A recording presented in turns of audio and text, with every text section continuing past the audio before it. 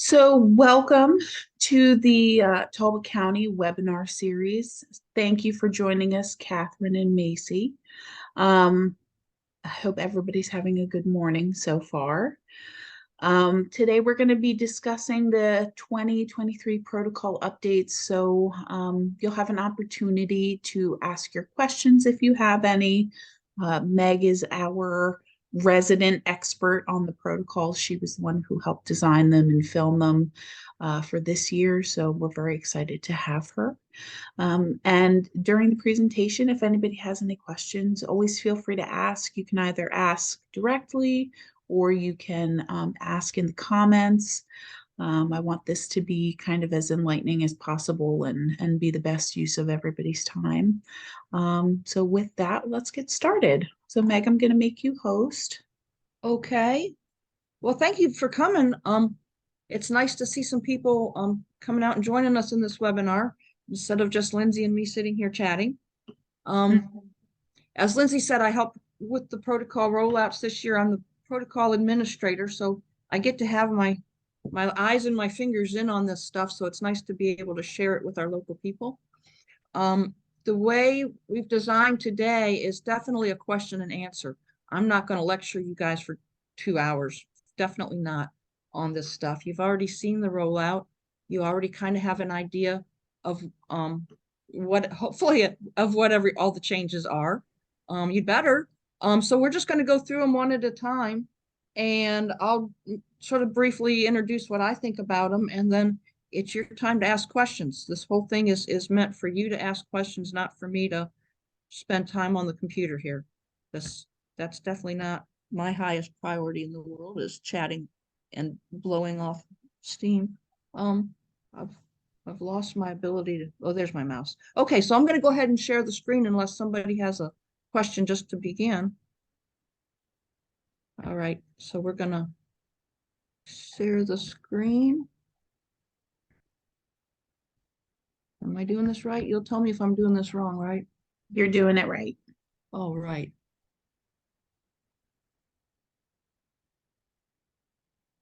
Okay, so what happened to my...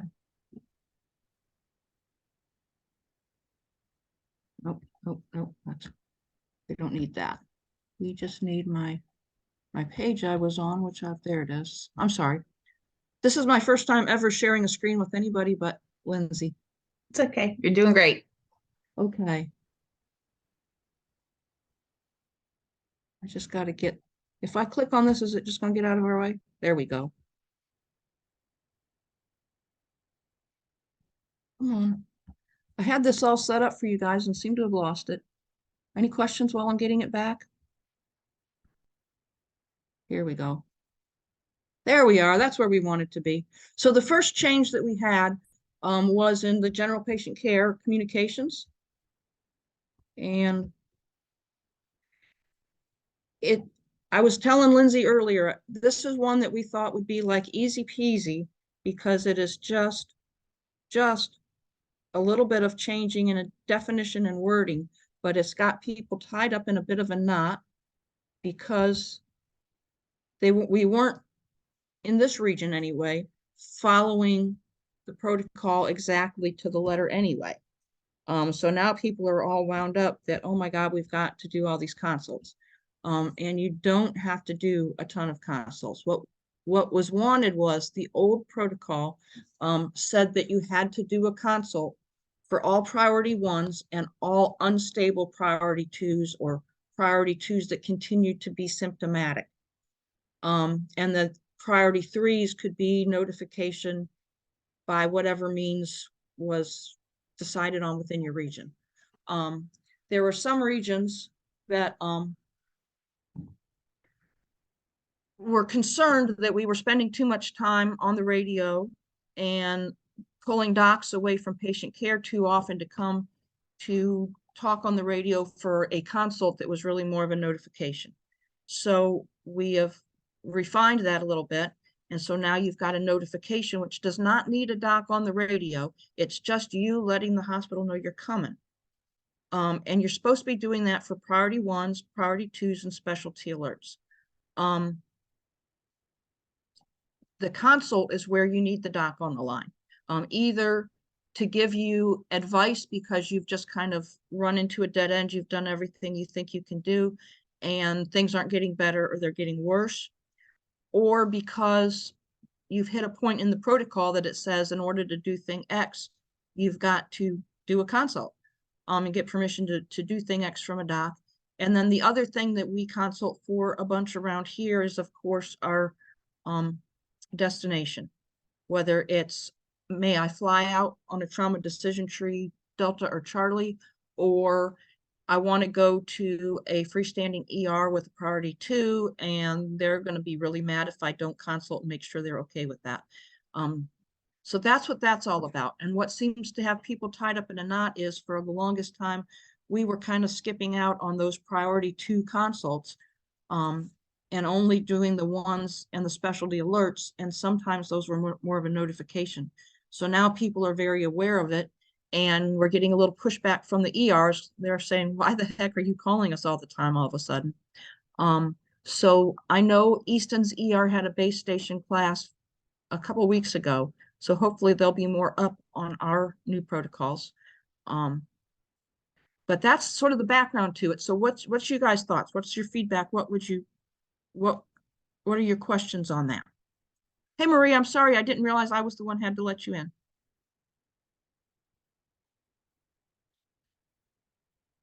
So are you all just falling asleep on me, or do you have things you want to talk about with consults? Or am I talking too fast?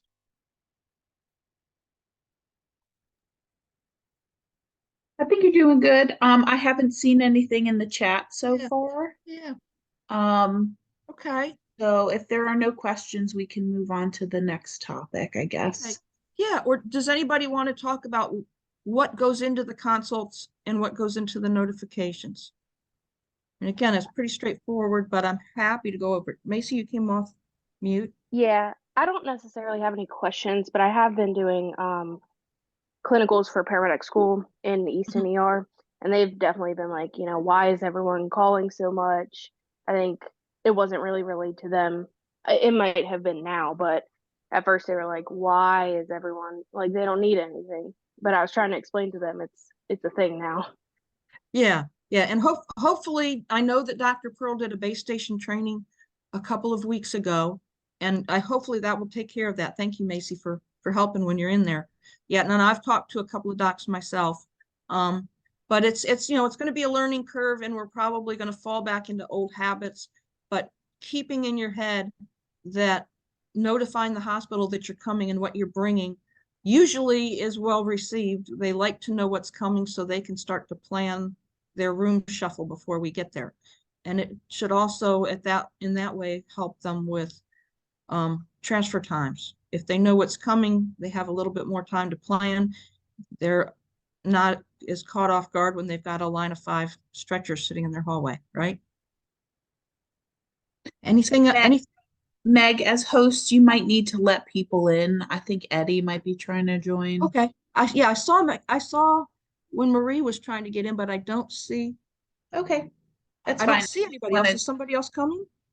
No, he just had text messaged me, so Oh, if you see it, just let him in. okay. Yeah, if I see him pop up now, I realize that I am the host doing that. So I will try to let people in. I'm not trying to be exclusive for sure. So if we're good on communications, we can move on, but I'll stick on any topic as long as you all want to, within reason.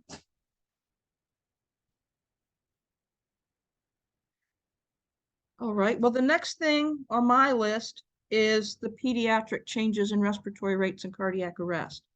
So we're gonna flip pages here real quick. So the first part of that, what happened was the pediatric group was just kind of going through their parts of the protocols and said, hey, this stuff is a little out of date and needs to be buffed up and brought forward and reorganized a little bit. So a lot of what you saw in this was reorganizing, not really changing, but there were a couple of outright changes. And the first one, which hopefully makes life easier for you, because this now brought the respiratory rates in line with American Heart. So when you do your CPR and your PALS and your ACLS training, you now no longer have to like go over in your brain. This is different from what the Maryland protocols are.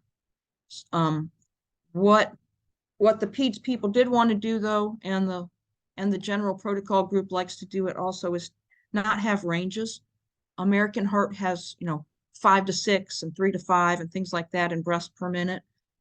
We just picked a number in the range and said, shoot for this number, which is easier than shooting for a range.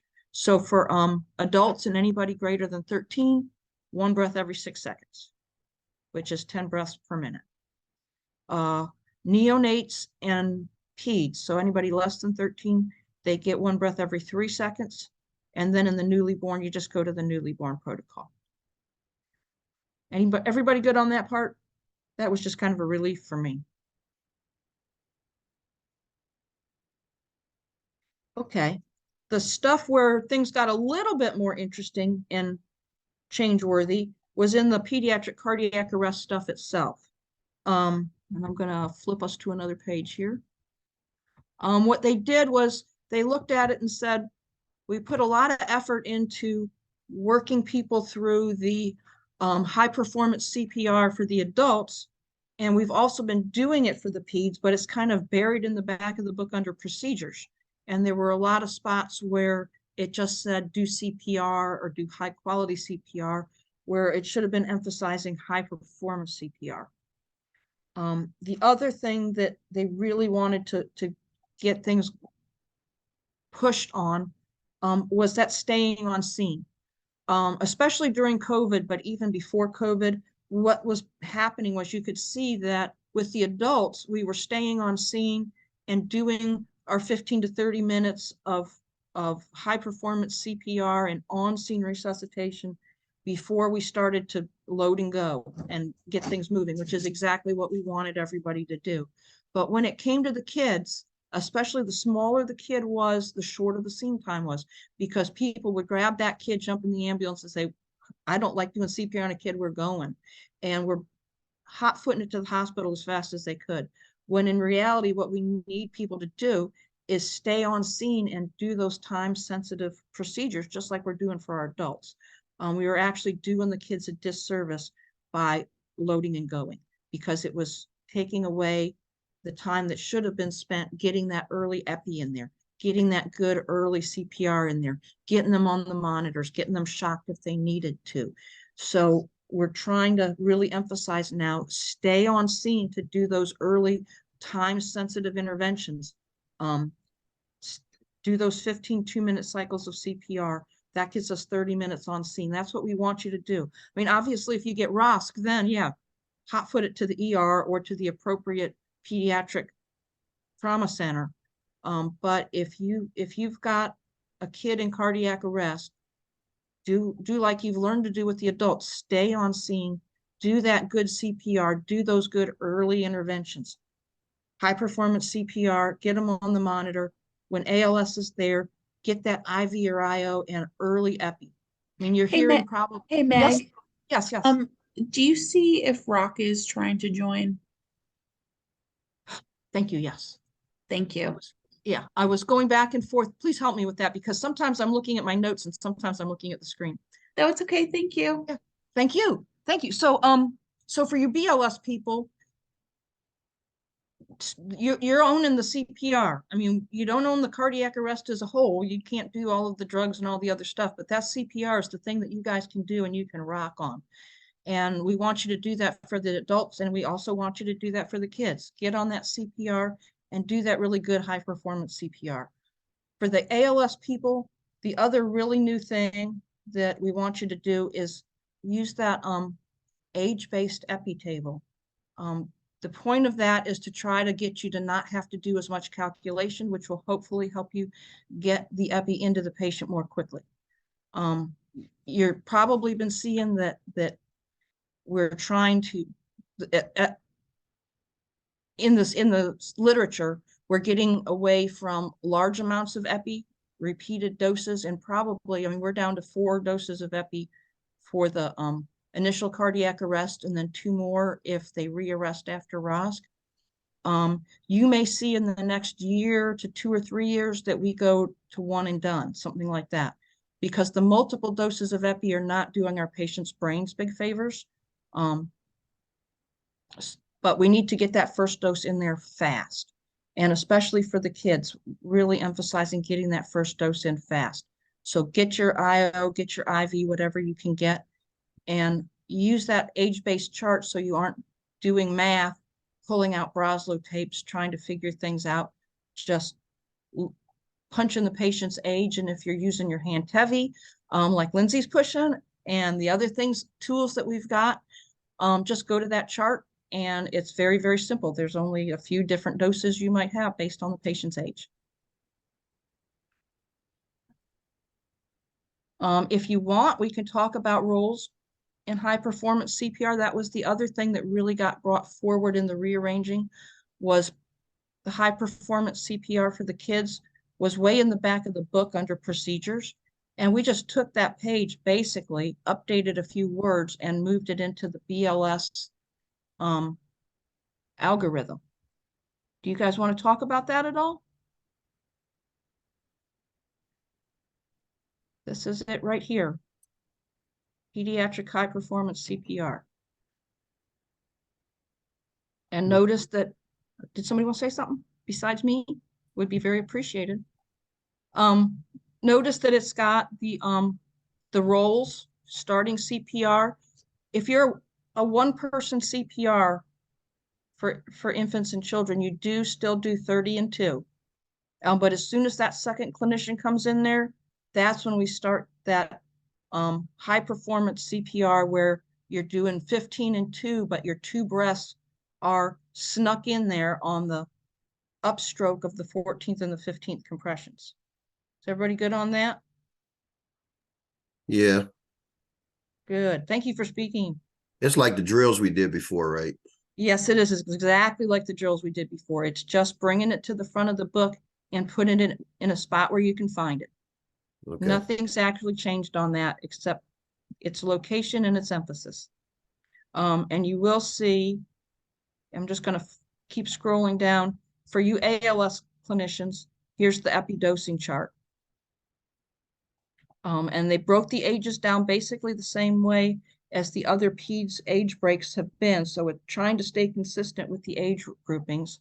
And you've just got one dose depending on the age as opposed to figuring out the weight and then calculating doses. Everybody good with that?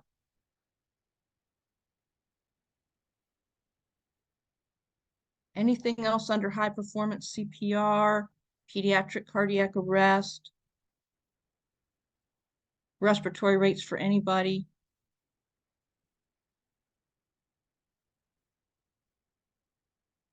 Oh, Macy, we must have lost Macy and need her back.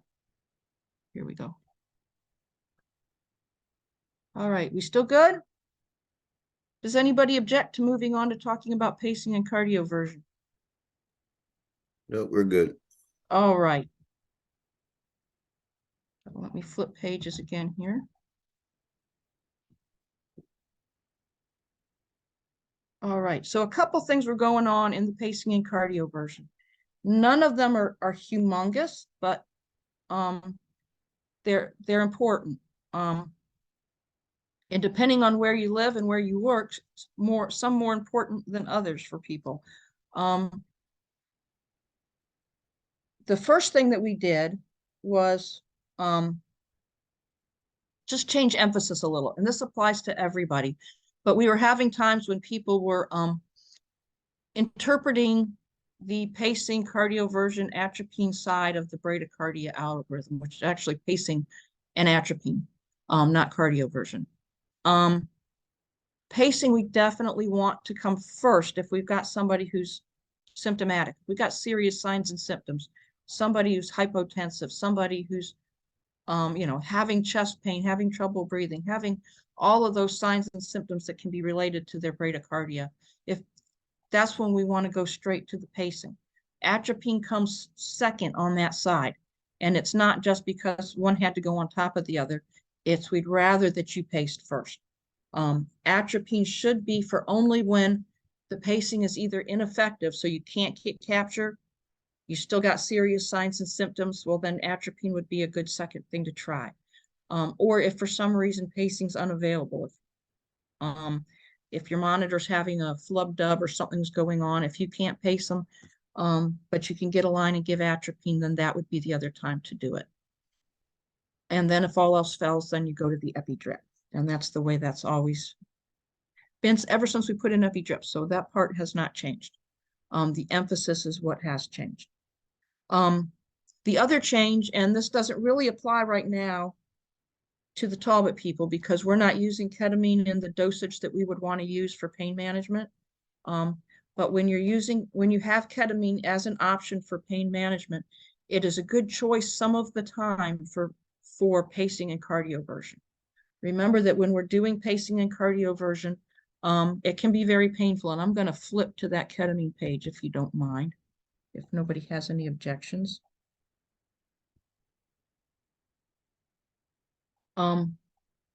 So pacing and cardioversion can be painful. And before, our only options for treating that pain was either our opioids, morphine or fentanyl, or Versed. The reason that ketamine was added was that it often works very well for that kind of pain. And the thing that it doesn't do that the Versed and the opioids do, I'm having trouble with that word and I'm sorry, is that it doesn't have the tendency to lower your respiratory drive or lower your blood pressure.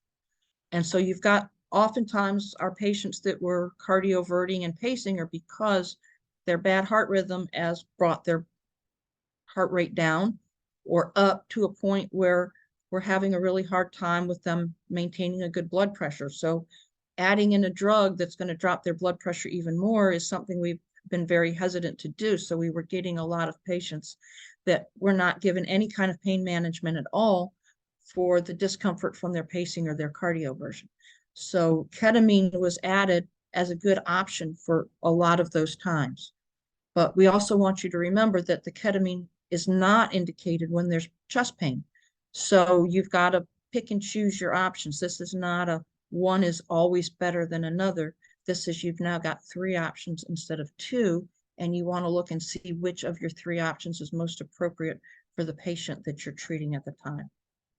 Did that make good sense to everybody? Do you have questions on that? When to do it, how to do it, why to do it?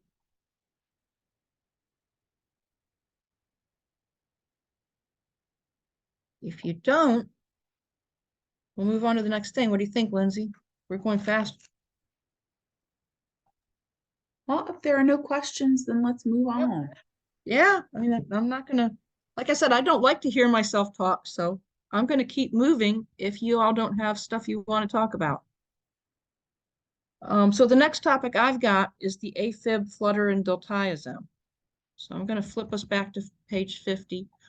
And if you all are following along on your own pocket, well, not on your pocket protocols, you haven't gotten them yet, but if you've got a spiral or you've got your online app and don't know which page to flip to, just ask and I will help you out, okay?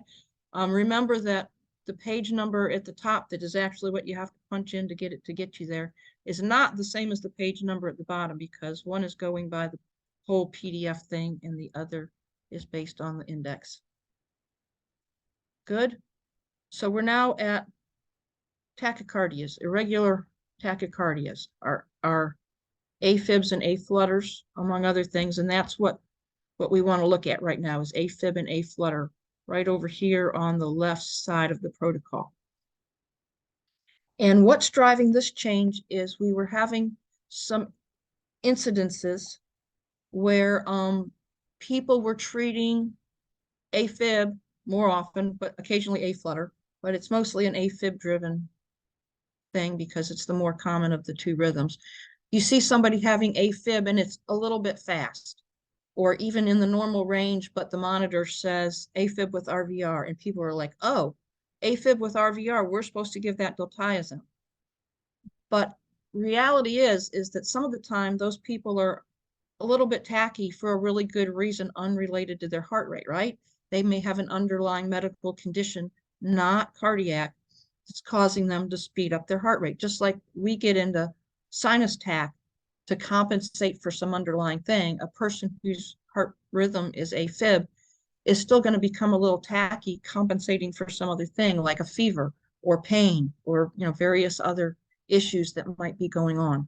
And we don't want those people treated with diltiazem. We want to let them go ahead and compensate for that underlying medical thing and then try to treat that problem and make them feel better on that line, treat their pain, treat their other underlying medical issues, give them, some acetaminophen for their fever, treat that underlying medical cause rather than taking away their heart's ability to compensate for the problem.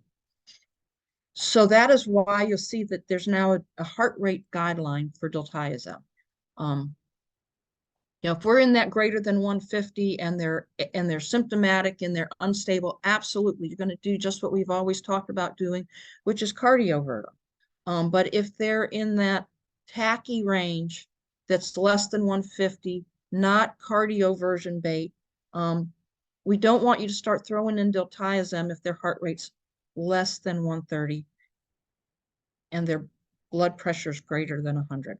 So if they're not shocky and they're not super tacky, they don't need the diltiazem. We need to look at what the underlying cause of their tachycardia is. Does that make sense to everybody?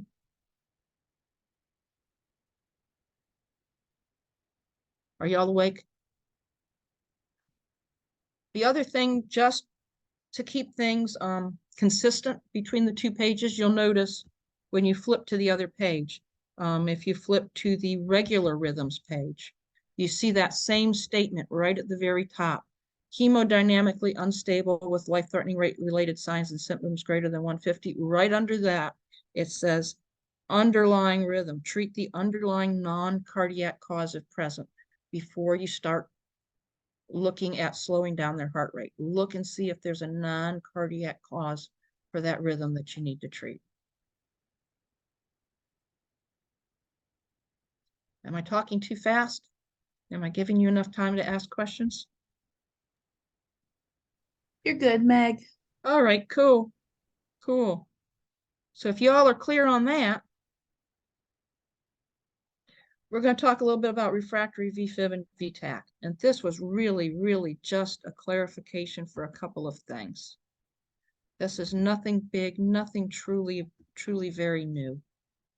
But believe it or not, there were people who would look at this and say, well, after the fourth square on the column on the left, it stops saying defibrillate, so we only get to defibrillate 4 times. You all know we get to defibrillate as many times as we need to, right? So this just clarified that to make it super clear that when you get to the bottom of the algorithm, it says keep going as long as you have an appropriate rhythm to keep going on. There's no limit to how many times you can shock. Absolutely a limit to epi, absolutely a limit to amiodarone, but no limit to how many times you can shock a patient who's still in VFib or pulseless VTAC. As we were looking at that, there also came up some discussion about magnesium sulfate. And so we moved that up from a footnote into the main algorithm. And that was just that if your patient's still in VFib and VTAC after you've given both doses of your amiodarone, so they're refractory after amiodarone, you can give that mag sulfate without consult. It used to be a footnote and you used to have to consult, but you can go ahead and give that. Do remember that if you've got torsades, and this is still a footnote way down here, if you've got torsades, you give the magnesium before the amiodarone. That's that footnote B there. So if there's torsades, mag comes before ami. If there's not torsades, but you've got refractory VFib, VTAC, try that magnesium after you've gotten through all your epi and your ami. Straightforward? Questions? I don't know, even the dog has gotten quiet. It's getting me scared. Oops. All right, so if we're done with that, let's talk about TXA for a minute. TXA was brand new last year, and we've already added a new way to use it. And I know you BLS people are probably wishing I would just stop talking about ALS stuff, but we're going to get to the trauma decision tree in a minute. So hang on for us. So TXA, when we first put it out last year, was only for bleeding due to trauma. And the interesting thing about TXA was when it was first developed and first used, it was used for postpartum bleeding. So this year we added postpartum bleeding into the indications for pre-hospital use in Maryland. So now you can use TXA still for suspected hemorrhagic shock in our trauma patients, but also in our hemorrhagic shock for our postpartum bleeding patients. You'll see that the indications are ever so slightly different for postpartum than for trauma. Trauma, you're just looking for that systolic blood pressure less than 90, traumatic mechanism, injury less than an hour ago. With postpartum, it could be systolic blood pressure less than 90 or a heart rate greater than 110. The delivery has to have been within the hour, so that's same as injury within an hour, delivery within an hour. But we also want to make sure that you've tried uterine massage before you go to the TXA. So postpartum hemorrhage has a couple more hoops and a couple more options, but is basically the same as traumatic shock, just serious blood loss despite uterine massage, signs of shock, heart rate there. Now it chimed in. Heart rate greater than 110 and blood pressure less than 90. It does not have to be both, either or. It remains patients less than 15, contraindicated for patients less than 15. And that will, unfortunately, probably knock out a few postpartum hemorrhages in our pediatric patients. But if that were to come up and you were to really be in some trouble with a young postpartum patient, I would suggest you consult and tell them what's going on and see if somebody will make an exception. Don't make the exception on your own. Don't push it, but that's one of those things you could ask for as an exception.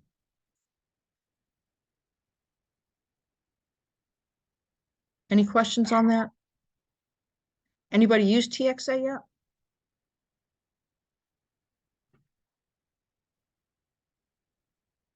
Okay. Yeah, it's something that we're not going to use every day, but when we need it, we really need it, right?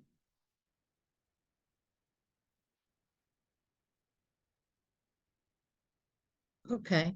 Just as a side note, if you're using TXA, we've got somebody who's lost a lot of blood. Remember now that the troopers, all of our helicopters, our Trooper 6 and all the others have whole blood on them. And they are allowed to come to the scene even for a patient that were unable to fly out. They can come out to the scene and give a whole blood transfusion. So if you're in a situation where you're given TXA and you've got more than like a uber short trip to the hospital, stuck on scene with a patient you're trying to get extricated from something or whatever, that is also an option. That those troopers do have whole blood and you can ask for it. And Lindsay's got a whole webinar about that coming up soon. I just wanted to throw it out there for you now. I do. It is going to be on August 16th, I believe. I'll be sending out the link and all of that information in the next couple of days. All right, so lots of interesting trauma things changing for us, hopefully for the better. Oh, I want to go back just for a second, just for a very short second. One thing that I forgot to mention. In your consults and your notifications, not everybody's doing it anyway, but it's a nice thing to do. It's a good thing to do. In your procedures section of your eMeds, there is one of the pull downs. One of the things you can pick is medical consult as a procedure. When we started doing the notifications for this year, they added an option so you can put down as a procedure communication-hospital notification in your procedures section of your eMeds. So you can put it in as a consult if you did a consult and talked to a doc, or you can put it in as a notification if you just did a quick hospital notification. You put that in your procedures. Sorry, I had a note to remind you that, and then I totally forgot it. That's how old brains work. Are we good on that? So by my notes, the last thing we need to really talk about is the trauma decision tree. And that's a thing that underwent a bunch of change over the last few months. So let me pull it up. Here we go. Is that big enough that everybody can read? Because I can make stuff bigger as we talk about it. Would you like bigger? Yes. Okay. How's that?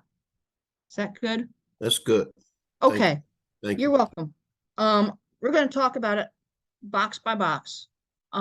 So what happened with the trauma decision tree is there's a group called NHTSA that we are not going to go through what all their initials stand for, but they're a national organization that studies trauma and how trauma is treated and how trauma is treated out of hospital. And they're the ones that their recommendations are what the original trauma decision tree was based on. And this year they came out with some new modified recommendations. Some of them Maryland has incorporated, some of them Maryland has not. So we pick and chose which things looked like stuff we wanted to do. So if you hear talk about going to like 2 trauma categories, that was one of the things that NHTSA suggested that we decided we did not want to do. We like our 4 categories. We think people are working well with them. And the other nice thing about them is they're labeled with letters and words rather than with colors. NHTSA was suggesting colors, and we knew we would be sunk if we had category red, category yellow, along with our hospitals be on red alert and yellow alert, that we would just get tied up in a rainbow knot. So we decided not to do that. But there are some changes you're going to see, and some significant, some minor, within each of the categories. And then a little bit of just clarification in how we do our transport decisions. So let's look at category alpha first. And just as a reminder, I've been listening to consults quite a lot lately, and alpha is pretty clear. If you say category A, it usually comes out clear. But remember, on the radio, B and C and D all sound alike sometimes, especially with background noise. So do try to say your Alpha, Bravo, Charlie, Delta, just to make it easier for the person on the other end of the radio to know what your category is. So with alpha, the first thing you'll probably notice, let me see if can you guys see when I have my mouse just trying to point to what we're looking at? Yes, we can see Yes. you use it. Okay, good. GCS is a thing that got a big change. And Lindsay and I were talking about this earlier. When the criteria was GCS less than 13 or 13 or less, there was a lot of judgment involved and a lot of sort of fudging and squeezing and making things work the way we wanted just because we wanted to fly them and we used GCS as our excuse. A patient just being confused was actually a GCS score of 14, which was not flyworthy, right?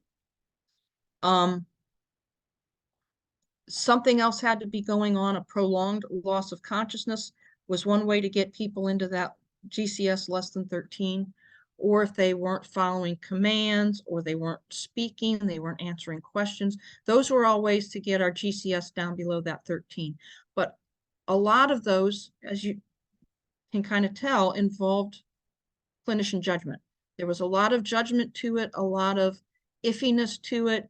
And what they looked at and said was, you know, a lot of those things that involve judgment aren't even that predictive of what's going to be going on and whether they really need to be at the trauma center.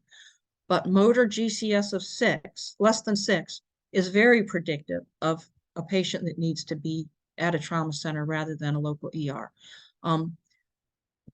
Normal motor GCS is 6. That means you're moving your body, following commands like squeezing hands, doing wiggling toes, all of that stuff. So if you've got a patient who's doing anything less than normal, motor-wise, they're not squeezing your hands on command. They may be moving, but they're not doing it when and how you ask them to.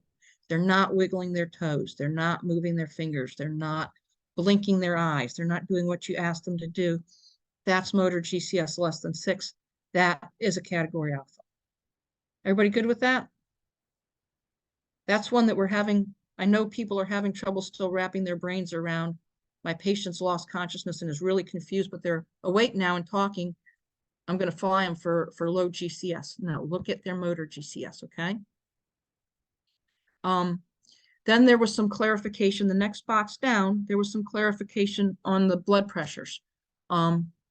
Age 65 or older, that had been down in the Delta box, just noting that, well, less than 65 or older were less tolerant of lower blood pressure. So we moved it up into the alpha box.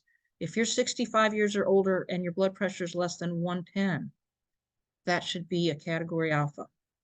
Those of us in the middle ranges, hanging on to the middle ranges, 10 to 64, we're still looking at that blood pressure less than 90. And then for less than 10 years old, just as always, systolic blood pressure less than 70 plus 2 times twice their age in years. Got it? So the big change there was putting those older adults, giving them a blood pressure less than 110 is their lower limit.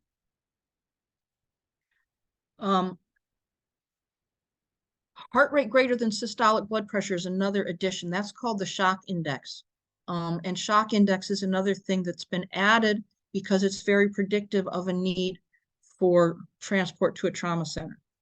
No matter what your heart rate or blood pressure are, even if they're above minimums, if the heart rate is greater than the systolic blood pressure, that would be a positive shock index. That would be a time that you would go to category alpha, go to the trauma center.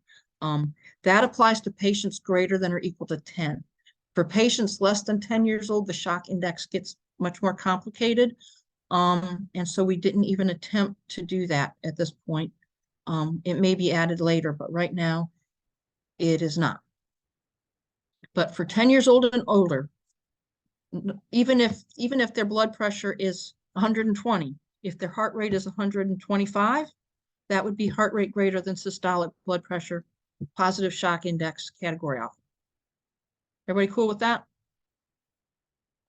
I like that one because that's kind of quick, down and dirty, and really easy to remember because you don't have to remember a specific number. Respiratory rate, less than 10 or greater than 29, has been in there for a while, but we added in need for ventilatory support. So if you need to bag them to get their respiratory rate in there, or they're breathing so shallowly, you need to bag them just to make their depth adequate, that would be a time that they would be a category alpha, need to go to the trauma center. And then for some reason, pulse ox didn't used to be in the old trauma decision tree, and that did get added. So pulse ox less than 90%. And if you can give them oxygen and buff them up and they're above 90% with supplemental oxygen, that's great. That doesn't necessarily need to be a trauma center, but if you've given them oxygen and they're still less than 90%, that ought to go to a trauma center, right?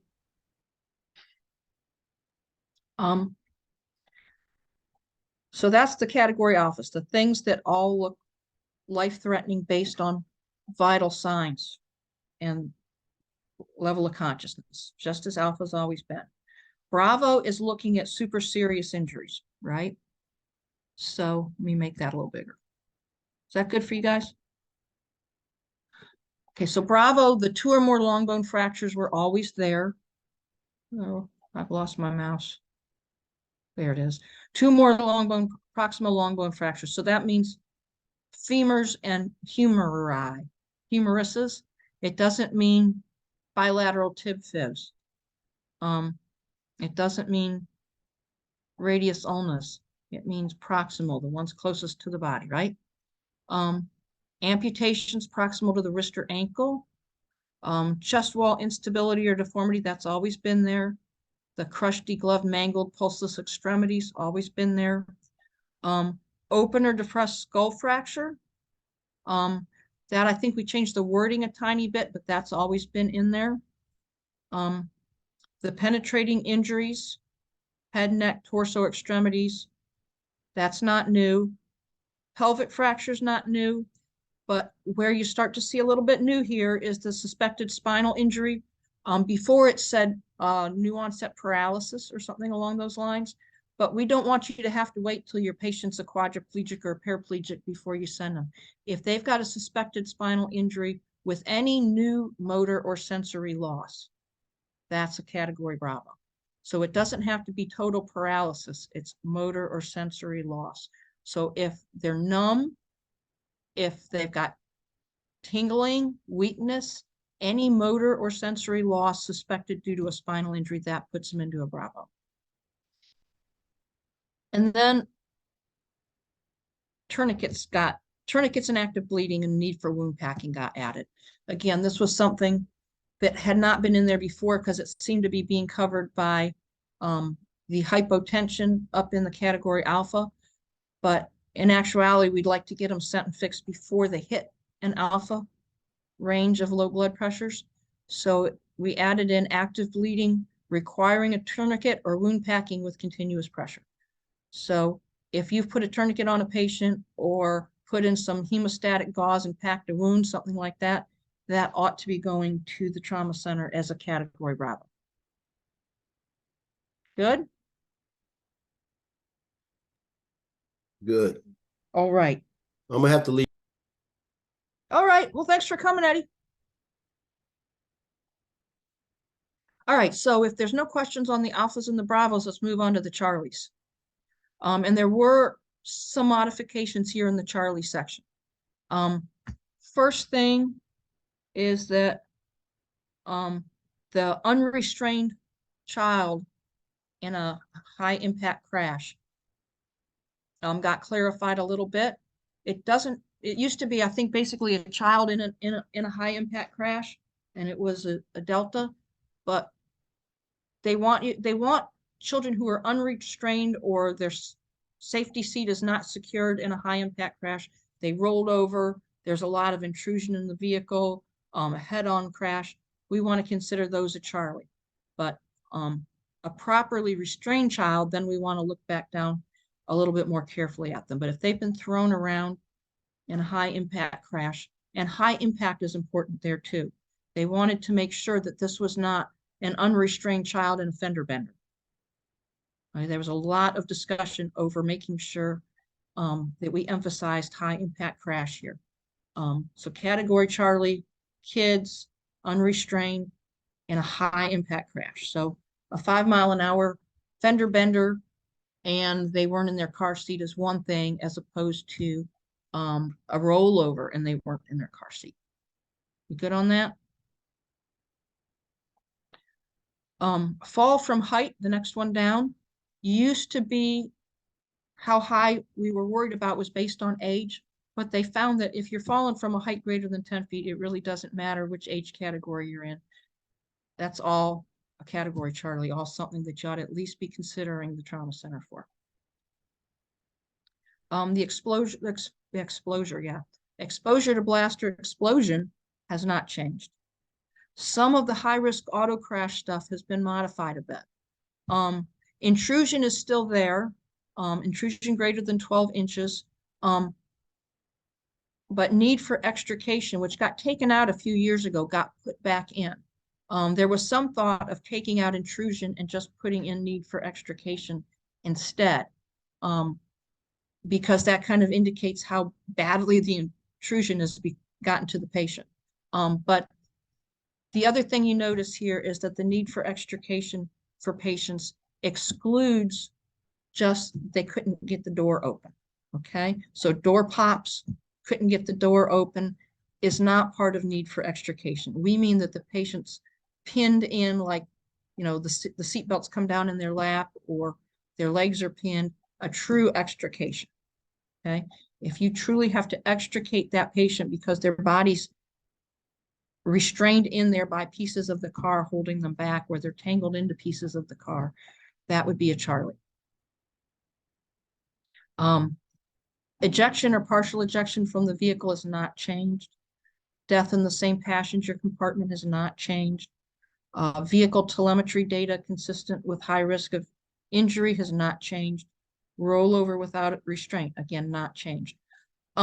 The auto versus bicycle, pedestrian, and rider separated from transport vehicle got a bit of changes here.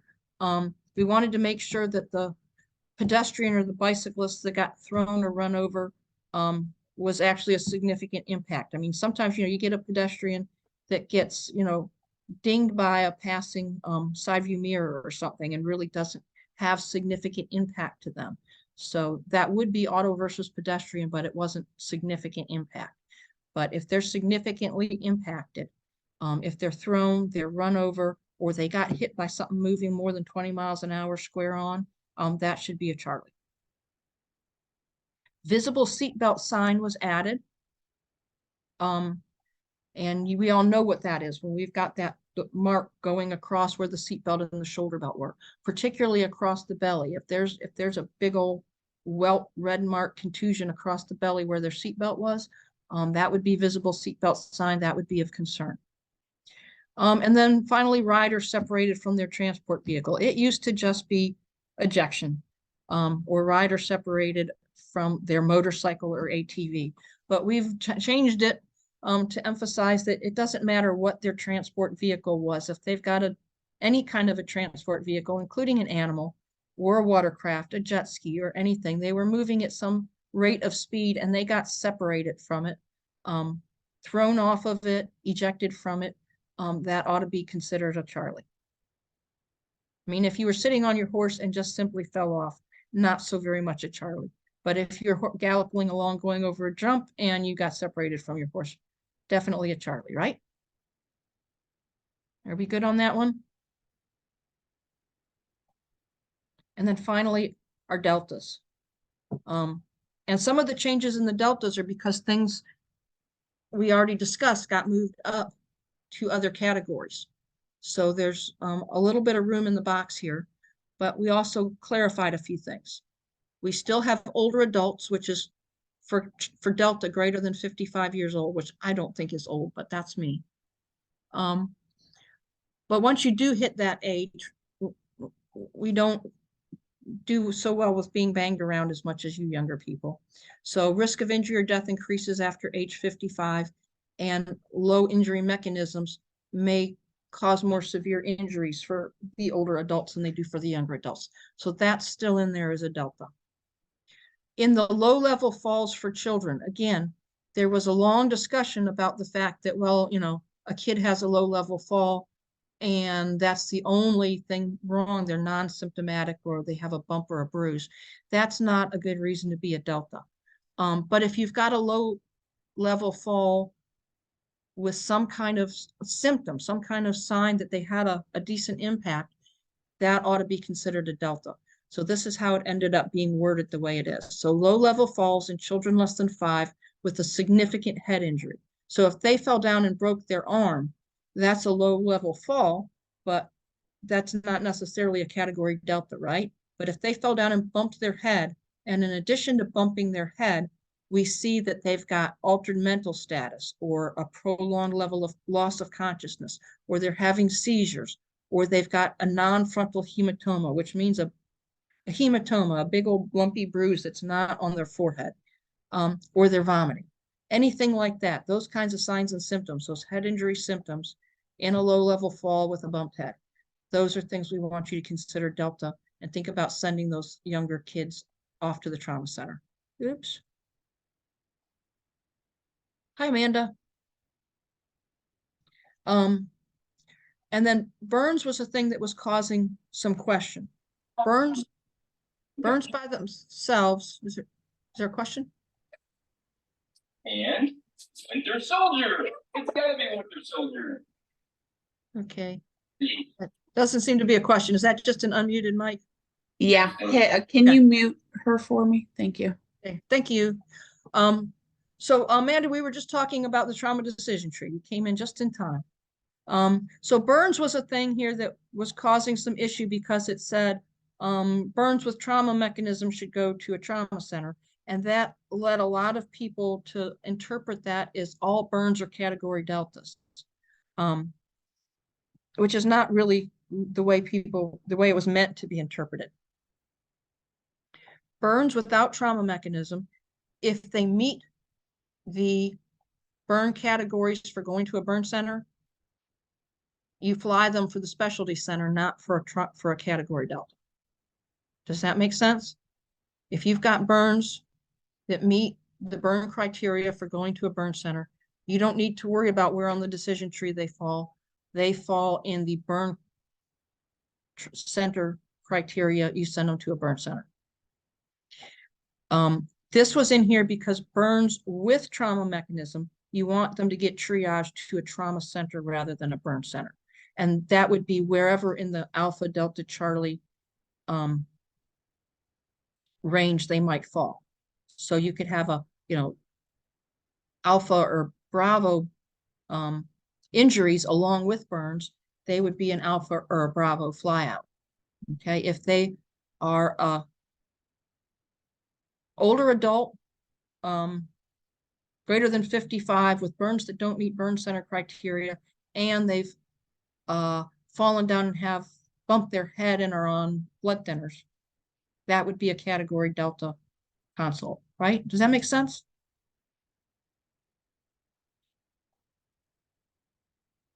Have I muddied the water or clarified for you? I'm taking no comment as it makes sense. Okay, thanks, Amanda. So that's why burns are still in there, but with that little apostrophe or little star that brings you down here that reminds you that if they meet criteria for a burn center, you don't have to consult for the medevac. All right, unless you need it to get them to a trauma center. Okay. Pregnancy greater than 20 weeks still would be a delta. Clinician judgment will always remain a delta, and the anticoagulants and bleeding disorders are deltas. That's no different than before. Head injury, high risk for rapid deterioration on anticoagulants or have a bleeding disorder. We want to get them to a trauma center, but we've got to do a call, right? So the other thing that hasn't changed is for those of us, everybody on this webinar, who lives on the Eastern Shore, works on the Eastern Shore, far from the trauma centers, the Alphas and Bravos, we do not need a consult for. We can get a helicopter for Alphas and Bravos without a consult. Charlies and Deltas, we still need to consult for a helicopter if we need it. Okay. And you'll notice, I'm going to make this a little bit smaller so we can see the rest of the page here. You'll notice that the transport decisions are now moved off to the side. That's because we made the decision tree so much longer with so many more ways for you to get them onto the tree that we had to move the transport decisions over to the side. So if you're a category Alpha, you want to transport to the trauma center or the specialty center. No consult needed if you need to fly them. And instead of having that stuff about pediatric trauma centers, again, being down in the deltas, it's moved up into your decision tree. So you can see right here, if age less than 15 years should be taken to a pediatric trauma center. Okay, no doubt about it. If they meet an Alpha, you want them going to a pediatric trauma center if they're less than 15. Same thing with the Bravos. Transport to a trauma center or specialty center, fly them if you need to. You don't have to do a mother may I. And if they're less than 15, you want them going to a pediatric trauma center. Once we get down into the categories Charlie and Delta, again, it's not set in stone that they need to go to a trauma center. A trauma center would be preferred or ought to be considered for the Charlies. If there's less than a 30-minute drive time, you shouldn't be asking for helicopters. If there's more than a 30-minute drive time, consult, ask if you can get permission to fly. If not, they may tell you go to your nearest local. And the same thing is going to apply to your pediatric trauma. See up right up here, second and third line. Consider pediatric trauma center is age less than 15. So for categories Charlie and Delta, we're considering, it's not an absolute must. You're going to consult, but if they are a kid, what you're going to consider is the pediatric trauma center, not the adult trauma center. Same thing down here on the deltas, even more sort of forcefully worded. Consider transport to the trauma center, obtain direction if you're not certain if they should go trauma or the nearest local. Consider the pediatric trauma center if they're under 15. And if there's 30-minute drive time or less, you can go to the trauma center without asking. But if it's more than 30 minutes, consider whether you need to go to trauma center or nearest local and do a consult if you need help with that decision, or if you want a doc to weigh in on it at any time, right? Is that clear as mud? I'm not going to talk about the inter-facility changes because we're not inter-facility. So we're not going to talk about diltiazem drips, and we're not going to talk about palliative care, because those changes only apply to the inter-facility and don't apply to those of us in the 911 setting. We've already got our palliative care hospice rules, protocols. We know what to do with those patients. And we don't do diltiazem drips because we're not inter-facility. So I'm not going to waste your time talking about them. So now what we're left with, guys, girls, people, is any more questions from you? You've all been really quiet and made me have to chat and chat and chat. So it's your turn to talk, ask questions, make comments. Tell me what you think of them. Tell me if you don't like them. Tell me if you like them. Tell me if you see something else you'd like done. So everyone, feel free if you would like to ask a question, either, directly to Meg. If you're not comfortable speaking, please feel free to type it into the chat and I can ask the question for you. But this is your time to clear up anything that might be perplexing or you don't understand or doesn't make sense. Feel free to ask whatever you need to ask or would like to ask. And especially for those of you who are non-Talbot people, please feel free to contact me by email or something if you think of something later or have a question. I'm always happy to talk protocols. Meg, I'm going to type your email into the group chat. Okay, thank you.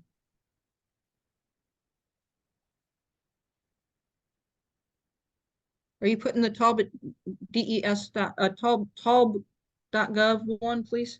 Yes. Thank you. Because if you put the old DES one, it goes into my quarantine files. It makes it a lot harder to get to them.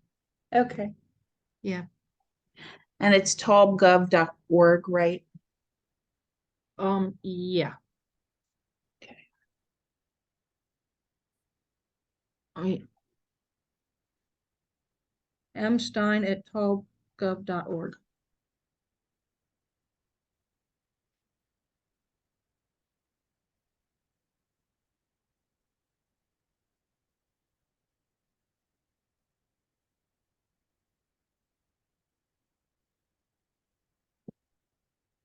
Everybody's quiet. Did y'all fall asleep?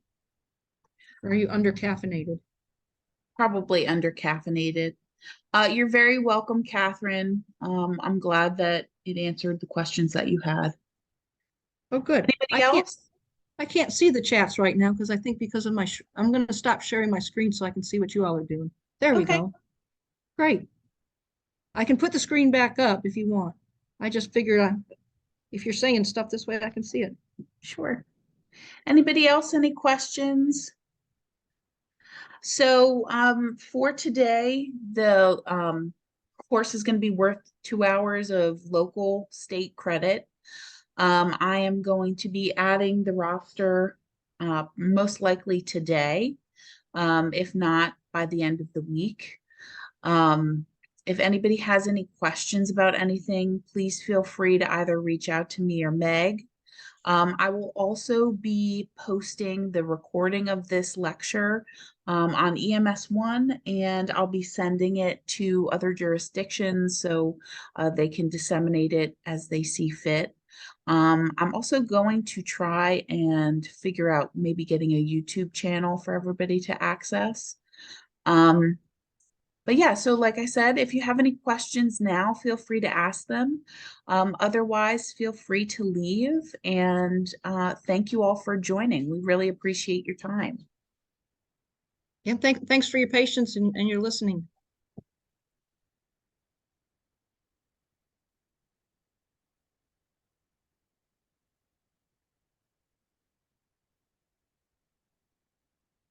Okay, you're very welcome, Macy. Thank you for joining.